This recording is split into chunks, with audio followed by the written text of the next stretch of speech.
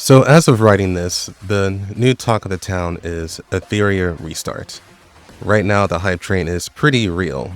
It was initially memed to be the Honkai Star Rail killer. Is it that? No. It's not even close. But it is a fun and solid gacha game. With an asterisk. Like with all gacha games, it has its hurdles you have to leap over. So I'll be quickly going over the premise of Etheria Restart and then get into what to expect. The basic overview of Etheria Restart is this. The real world is in a post-apocalyptic state. A new ice age turned the world into a wasteland. As a response, a company developed a new technology called Etheron, and with it, they created a virtual world called Etheria. Those who were qualified entered into Etheria and created a ruling government called EOS, or EOS. They then created virtual agents called Animus, and expanded the world to a point where it was large enough to create an entirely new livable habitat. So humans have been moved to shelters and make Etheria the new way to socialize, work, and just about everything else really. But it didn't take long for some anti-government people to stir up some chaos. They made a new virus called Genesis, which would corrupt Animus and turn them into monsters, causing Etheria to slowly dive into chaos. As a response, humanity formed the Union, dedicated to stopping the Genesis. Their most important members are called hyperlinkers, which are humans that have neural implants, granting them important abilities to combat Genesis. You are an experienced hyperlinker, and one of the main players fighting against Genesis. First off, man, these gacha companies really hate the real world for some reason. There's so many post-apocalyptic settings. Anyway, that's all I'm going to say about the story. In fact, I'll talk about the story in another video, because I'll be real with you, the story is probably the weakest point of this game, and if it wasn't obvious from my other videos on this channel, I find immense value in a game telling a good story.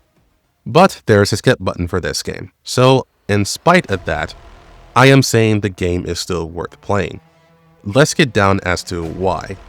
I'm going to just reveal this from the very start. This is a PvP gacha game. Now, I feel like in recent times, there's been a dramatic stigma against PvP gacha games.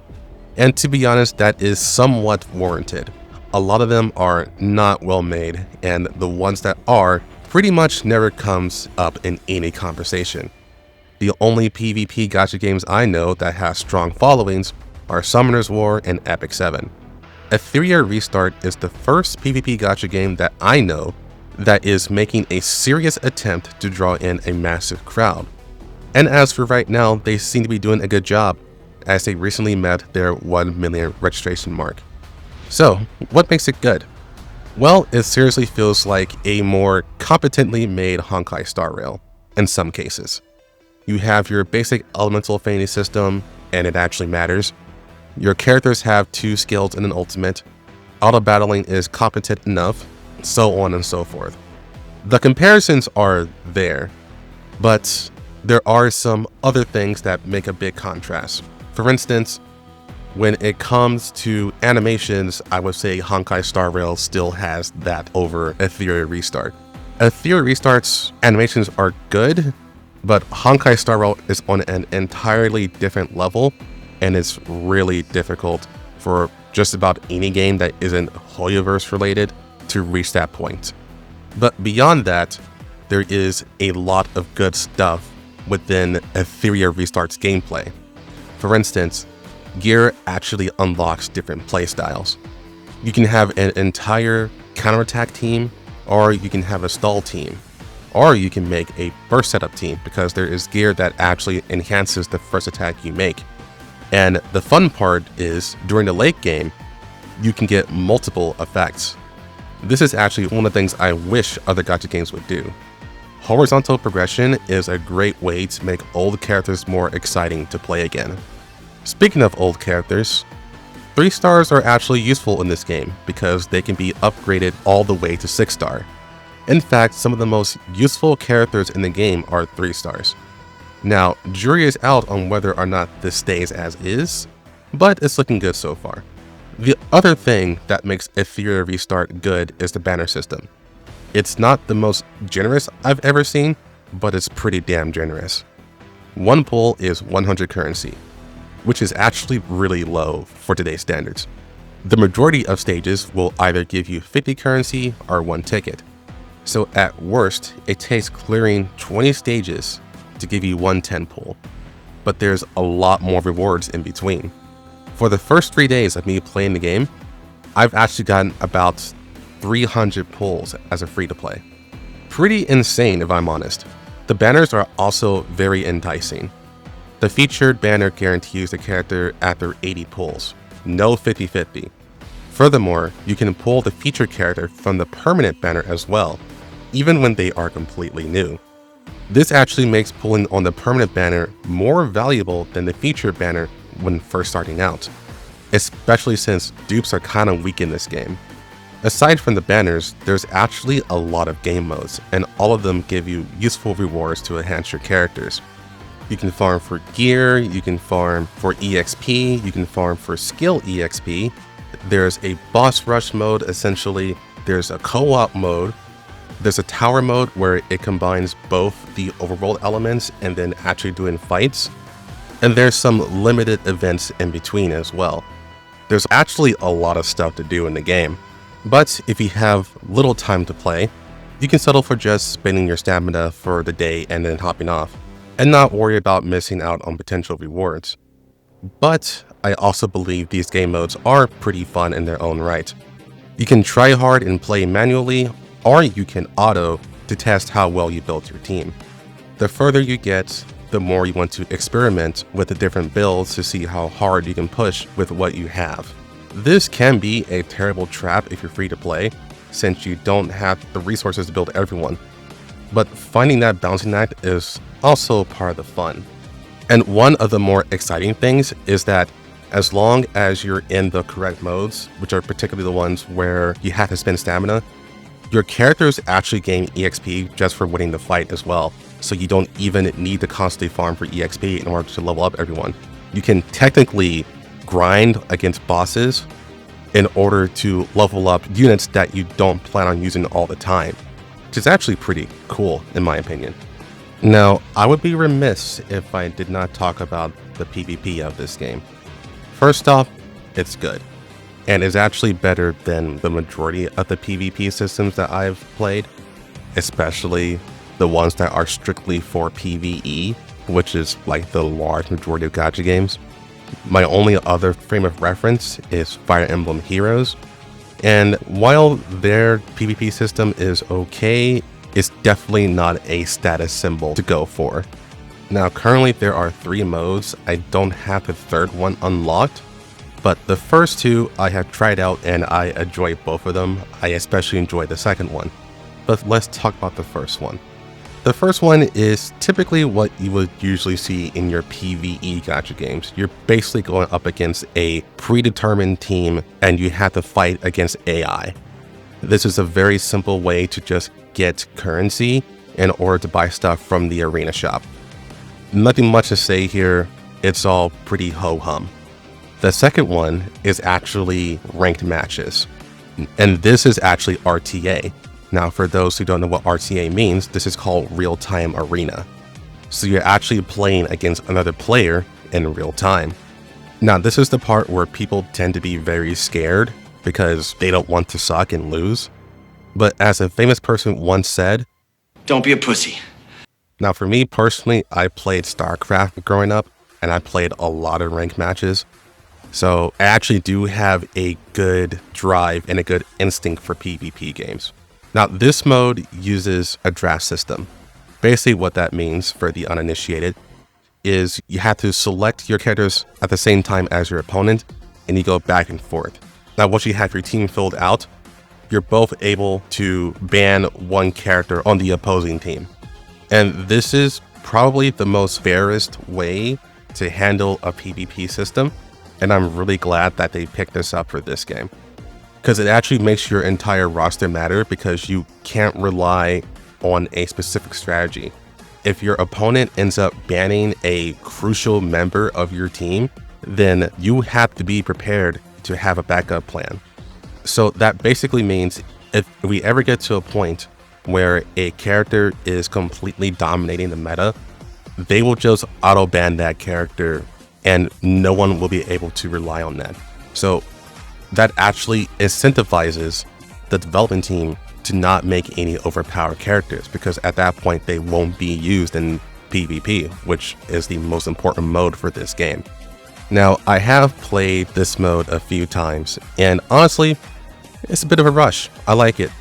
Currently in PvP, we are in like a speed meta, so basically whoever is the fastest basically win like 90% of the time. We'll see how things develop once everyone actually gets to end game, and then you're able to actually make a bunch of builds. But as it stands right now, it is pretty simple, but I can safely say that I have high hopes for this. I think this can end up working out pretty well, and they actually garnered the audience to show that PvP gacha games can actually work if the development team aren't greedy bastards. But now it's time for me to talk about the bad stuff. As much as I like Etheria Restart, there are some things that kind of make me cringe a little, if I'm completely honest. And a lot of this mounts up to the game just making a pretty bad first impression. In fact, when I first played Etheria Restart, it was during the beta, and I actually stopped playing during the middle of beta because I felt that the game wasn't really working out for me. I tried again at launch, now that I had prior knowledge of what was going on, and I was actually able to enjoy the game a lot more. So a lot of this section is going to be with that in mind. So I know I said I wasn't going to talk about the story, and I'm still not, but I will say a good portion of this first bad impression is actually with how the story is presented.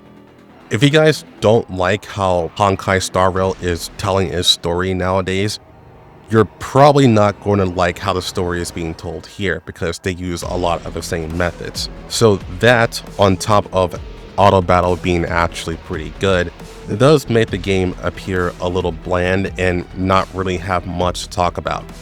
So then on top of that, you're trying to get to like the good part of the game, right? Well, the game does throw out what I feel like is a time waster in order to stop people from getting to the end game on the first day. And they might have gone a little overboard because you are level gated from basically 90% of the content. In fact, Arena is locked until you reach level 13, and it's actually kind of difficult to reach level 13 on your first day. So there is a way around this, and that is to use your premium currency and do max refresh for the first 3 or 4 days of your playtime. And this sounds insane for most people, and to be honest, it was for me too. But like I said, this is regarding that poor first impression, right? Because when I first played the beta, I did not do max refreshes. So it got to the point where I literally couldn't do anything in the game. And I only played for like 3 hours, and I was like, wow, I actually can't do anything. I'm out of stamina, and I can't even get to the next stage because I'm at a point where I have to reach level 13 in order to do anything. So I was stuck in a catch-22. I was more or less forced, in air quotes, to log off and wait for the next day. Now, if I had just used max refresh, I could have played the game for a lot longer. And I did that for launch day, and I had a lot of fun because I was progressing and I was able to get stuff done. And the thing is, even if that roadblock wasn't there, you still want to do max refreshes because a lot of the gear that you need to make your character stronger is not accessible until the mid game and the end game. A lot of the beginner stuff is just garbage. It's there to hold over until you reach that point. So you don't even want to use your stamina on stuff that you're going to eventually get rid of. You want to use your stamina on stuff that you want to hold on to for eternity. So the name of the game here is to spend your currency in order to invest into future stuff. And to be honest, the game is so generous with its banners and its currency that is actually worth doing those max refreshes. Because I've done max refreshes for the past 3 days, And I still got like 8 SSRs on my banner pulls. And I basically got everyone that I could possibly want, except for Doki Doki. I really want Doki Doki because she's hot as fuck.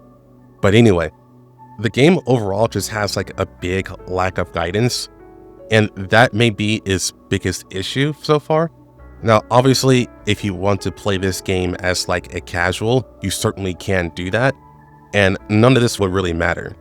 But if you're like a PvP nerd like me, or just a tryhard in general, stuff like this is going to annoy you and may make you drop the game just because the game fails to give you that knowledge of what you need in order to progress forward.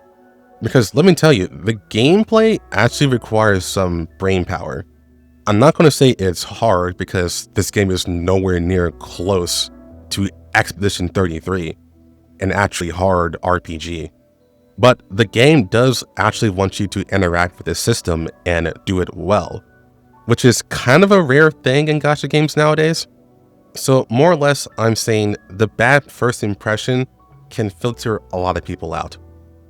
And I find that to be quite a shame because as a person who has never even heard of the XD company before, I think they're doing a pretty good job, all things considered. Like, sure, it's not the Honkai Starville killer, but it wasn't supposed to be. I just believe it's a really solid game that looks really good, and I believe it can be a success story as long as they play their cards right after the first month of this game.